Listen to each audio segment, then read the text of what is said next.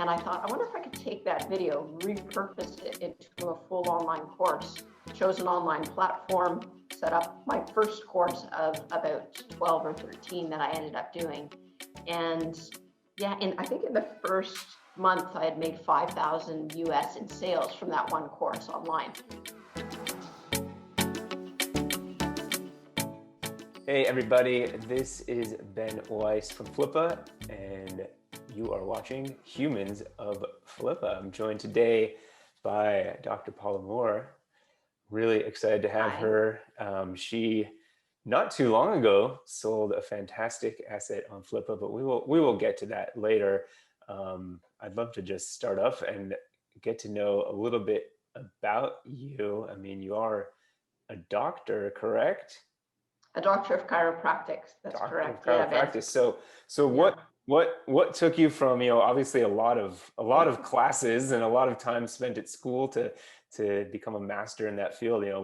How did you end up doing things online at some point in your life? Like, what was that transition? Yeah, it's kind of crazy, really. I guess, but long before I became a chiropractor, I was always an entrepreneur, even from a really young child. I was always creating businesses, and my first business was when I was 9. And I became a chiropractor late in life. I went back to university.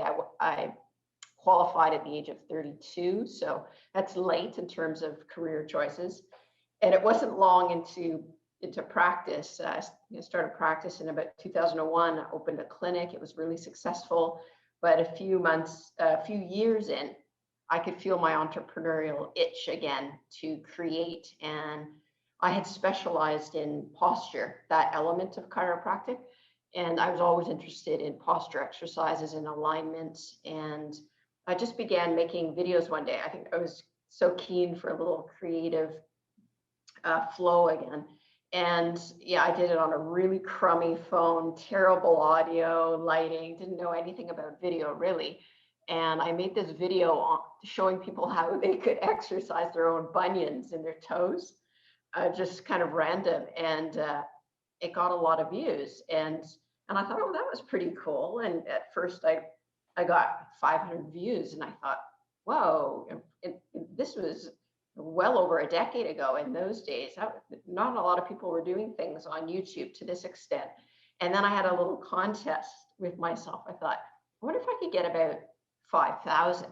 And it wasn't long, like maybe a week, and I had 5,000. I thought, oh my God. And I thought, I wonder if I could get 20,000. And then I just jumped it and thought, I want 1 million, for no other reason other than a little self motivation. And within 12 months, I hit 1 million views.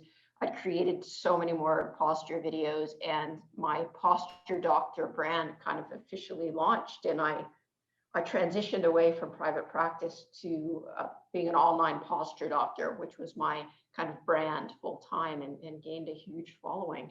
So it's pretty cool, really. Yeah, that's really fascinating, especially the fact that you're able to kind of so you pretty much completely pivoted to digital. You took it. I did, yeah. I gradually phased myself out. I had an associate. He took over the patient base. I went down to 3 days a week, then 1 day. And I was just loving doing the whole video thing, because I was speaking to people with issues and alignment problems and problems that just weren't getting well, like all over the world. And I would never have had that reach in my small practice at the time. I was in England. And so, yeah, and it was always different, which is why I liked it. If I got bored, I'd create another video. And then that morphed into full-on online video lessons and classes and courses. Right, absolutely. So yeah. How was it monetized exactly? Were you just doing ad revenue, or were you? Initially, yeah. Initially, I think it was very hard at the time to be invited to be a YouTube partner. And I hit 1 million views, and I was invited. I don't know what it is even now, but it was tough then. And I was making ad revenue. And at the same time, I had created a site, posturevideos.com, which I sold on Flippa. But yeah, I created a site, and then my YouTube channel. And then I started to think about creating courses. And I had made a video, an exercise video called Posture Size. And I thought, I wonder if I could take that video, repurpose it into a full online course. Chose an online platform, set up my first course of about 12 or 13 that I ended up doing. And yeah, I think in the first month I had made 5,000 US in sales from that one course online, just in a matter of, days really. And I thought, oh my gosh, there's a real business here. So Yeah. that was the journey into that. That's pretty spectacular. So I obviously can't, neglect the fact that you did sell this on Flippa, but it was a really interesting one, and you and I had the opportunity to talk about it when you were listing it. Because you clearly created something that was different from a lot of the sites we see. Oh, sorry. Well, you back? Oh, sorry. I think we froze. It's probably my end. Oh, it's all right. Yeah, It that's says fine. internet connection's unstable. No problem. That's what you get for being in Mexico. Well, no problem. That's where editing comes in. So I'll just ask you again. So yeah, I think one of the interesting things about your business, at least when it comes to Flippa and selling a business, is that you developed something that was really specific to you. It's kind of developed around your face and your personality, and obviously Right. your particular set of skills. So I'm curious, like, what was it like, both trying to sell something that was really based around you, and then how that transition kind of moved forward afterwards. Well, yeah, it was pretty, I think that's the only kind of personal brand that really works. If you have to be obviously really into the niche that you're in. And I'm a big fan of micro niching anyway, taking the area, like chiropractic's a pretty big niche, but then online chiropractors, a smaller niche, and then online chiropractors who specialize in posture is even smaller. And so for me, that was, that's the part of chiropractic that I loved. And I just created a whole brand around that. And because I was using it to correct and work with my own issues, I just came across authentically. And I think that's so key when building a brand, is if you're trying to be somebody else, you're looking at somebody that you follow and you're thinking, I got to do it their way. I've got to be their funny or they're nerdy or it just never works. So I just did my own thing, and it paid off because, as I said, those early videos were terrible, the quality, but it didn't seem to matter for the numbers. And then they got better over time. Obviously the quality improved, but yeah, I think the authenticity trumped the quality of the videos. So yeah. So is your face still up there, or how is it working now that there's a new owner? yeah, so now that there's a new owner, he's not allowed to sell my courses as if from me, but he's selling them the Posture Doctor courses.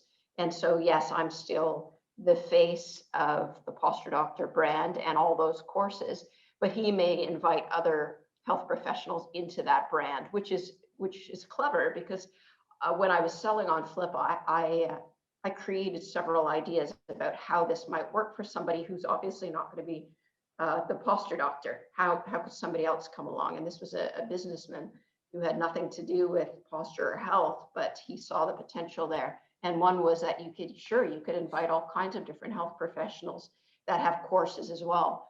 And then basically you're just selling on behalf of, here's another course from the posture doctor and that sort of thing. And we're still in touch, which is kind of cool. Every once in a while, he gets a question from somebody and he forwards it on to me saying, would you mind this? That was something I was really open to in the sale. And I know that everybody's different that way, but I offered a month for handover time. And really, we finished everything in a week anyway. But I think that gives somebody the confidence to buy when they know they have that support. So yeah, for sure. So what's next? I feel like you're working on some domain things. Like what are you spinning off here? You're like a true digital entrepreneur now. What's going on? Yeah, pretty crazy again. Well, everything seems to just sort of fall into my lap sort of by accident, just from me following the things that I love to do. And I guess that it's a very cliche to say, do what you love and the money will follow, but it's not quite that simple. There's a lot of hard work. But this time, when I still had the Posture Doctor brand, I was looking to create revenue to finance a Google Ads campaign. So I thought, okay, so I need some extra Google Ads money so I can start pushing people to my courses, a new course that I had. And I thought, how can I do that? Well, I thought, well, I've got to choose skills I'm good at. And one thing I'm good at, other than just making videos, is writing, writing for web, because I've done it. I've written course scripts and video scripts and blogs. I blogged for a decade in health, and I learned a lot in that time. So I went on to a freelancing platform online. I don't know if it matters if I say the name, but it was a writing platform. Okay, yeah. So I looked on Fiverr, because I'd bought on Fiverr before, and I thought, oh, there's a lot of people writing web copy. And the first thing I started with before domains is thinking, well, something I'm really good at doing is telling a story, because that's what you do when you're making videos for YouTube. Stories sell. So I did my research and I bought a couple of the gigs, actual freelancers writing About Us pages, and checked them out. I had them write my About Us page just for research. And I thought, they're okay, but I can write better than that. And that was the only confidence I needed. And so I set up a gig on Fiverr for writing About Us pages. I got a couple of real people who needed About Us pages to go and see my service and to purchase for real. And I morphed my career into copywriting, which was pretty neat. And so that I phased out, sold on Flippa, morphed into copywriting.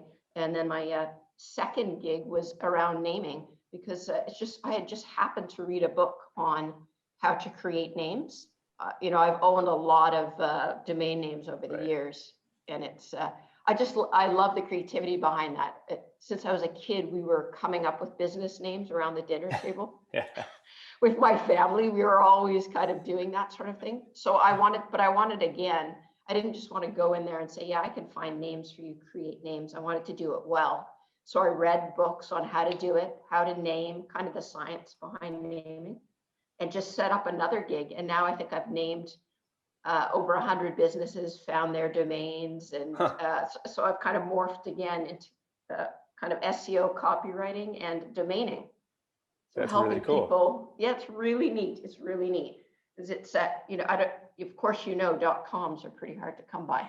There's not a lot left unless you want to write out a whole sentence.com. Yeah, that's right. Or you're prepared to spend several thousand. Right. But yeah, if you're willing to hire a domainer who's going to take the time to find you a name that's in line with your values, it's a pretty neat process. It is. Well, so, yeah. It's going to be really funny if, like, a couple of years from now, the next Facebook is something that you you helped get their domain for. That would be pretty. That would be pretty cool. Yeah. I hope you're building in some sort of equity stake on that. Yeah, I am. I'm inevitably, Ben. I go and I create some names for a company, and I come up with one. I'm like, God damn, that's too good to give away. I'm just like. Sometimes you just fall on a few, and so I do. I have a website now where I have domains, and I also sell those. So yes, help other businesses create theirs, and then I sell my own. It's a little bit like investing in stocks, though. Yeah. Oh, for sure. Domaining is a very interesting thing, and we actually do sell domains. We have a marketplace on Flippa as well for that, and it's like a completely different thing from the people who are buying and selling businesses, because it just is, as you know, it's just a different kind of real estate. It's very interesting. Yeah, it is. And you have to be willing to sit with those names like your stocks, because the turnover isn't huge. Right. That's the one thing I learned before I jumped in, is that a lot of people who thought, oh, I'm going to get wealthy domaining, they go in and buy up 100 names they think are really great before researching. And it's such a mistake, because of course you have to keep paying for the renewals every year. Yeah. And it's a long-term game. So yeah, I'm learning the game by using lots of domain platforms. There's so many great ones out there too. So. Yeah, that's fantastic. Really cool. I mean, I love how you just completely transitioned to this lifestyle. And that leads me to my last question, which I've been asking everyone, because I think it's fun for all these digital entrepreneurs. It's a little bit more off key, but it's what does your perfect day look like now that you're living this life? Yeah, well, it's pretty perfect right now because I'm in Mexico. So I'm a really structured person. I guess I'm kind of left-brained, very left-brained in that way. But I really like structure. I like to get up at a certain time. I'm not one of the 4 in the morning, 7 in the morning sort of thing. Breakfast is my favorite meal of the day. When I'm in Canada, it always starts first before I've even eaten. I get up and I go out for a long walk with my dog, Milo, who I'm missing like crazy because I'm spending the winter in Mexico. So it's usually up at 7, long walk with my dog, come back. I do my posture size, even though I'm no longer the posture doctor.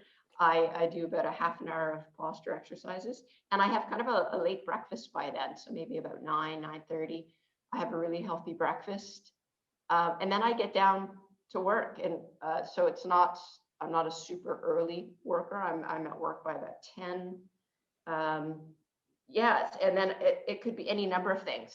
It's working on a project like here in Mexico now. I've got a new course that's underway where I'm going to teach people how to be successful on Fiverr, because it's just something I've done now twice. And within a year, I've kind of gone up to pro seller and just done very well. And so I'm going to create another Udemy course, teach people how to do what I've already done. It's something I love doing, teaching. So as long as I've got exercise in my life, healthy food, and some project that I'm working on, that for me is a perfect day. But it always has to involve a great breakfast and time outdoors. So yeah, I'm pretty easy really to keep happy if those things are in my life. Yeah. I love it. It makes sense. And I'll be honest, I've spoken to a number of people with the same question, and I think I'm surprised by the answer, but it is similar for a lot of people of starting their day with some sort of outdoors, some sort of walk or bike ride or something like that. Getting that breakfast, still being awake at a normal hour, even though you could theoretically work whenever you want. Right. And then working. It's not about just sitting around and spending 30 minutes on the computer. It's like, you're working a job. Oh yeah. You got it regimented on it. Yeah. Like I always think that, people are like, oh yeah, I retired early. And I think if I'm retiring, it must mean I hate what I'm doing. The way I look at it is that I hope I'm still working when I'm 80, 90. I mean, I want to actively be doing things that challenge me, that I'm learning. And yeah, those are the people that I'm interested in meeting. I'll always be doing meetups online, meeting people like you, Ben, and finding new platforms like Flippa and Fiverr and Udemy. There's just so much going on. Like, who knows what's going to come in the next 10 years.